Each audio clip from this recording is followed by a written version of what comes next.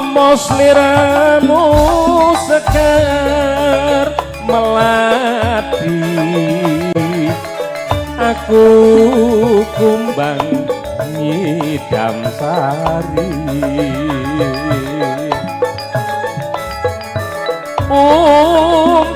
Umpama sliramu margi wong manis, wong manis, aku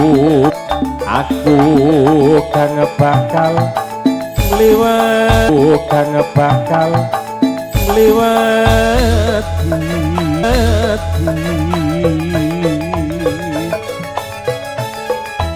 Sineksen lintange luku semono, janji prasetyan ning ati. Tansah kumantel ing netra rinoso,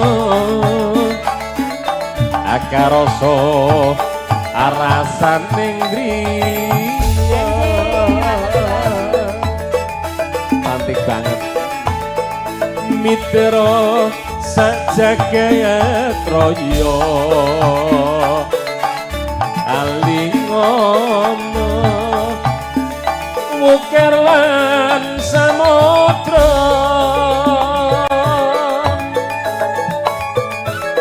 ora ilang memanise aduh, dadi ati selewase.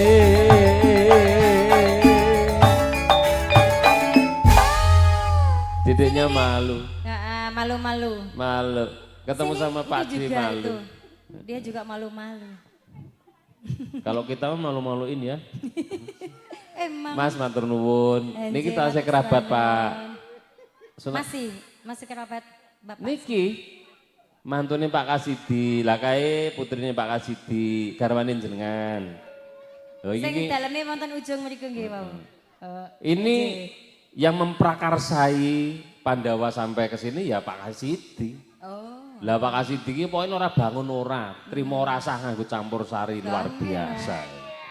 Wong Mas ngefan berat. Bangun yo jos. Apa? Top norkotop musiki. Oh iya. Kepinterane. Ya Mas ya. Lek kemekel ya Allah. Nalikani para dalu atiku lam-lamen sira wong ayu,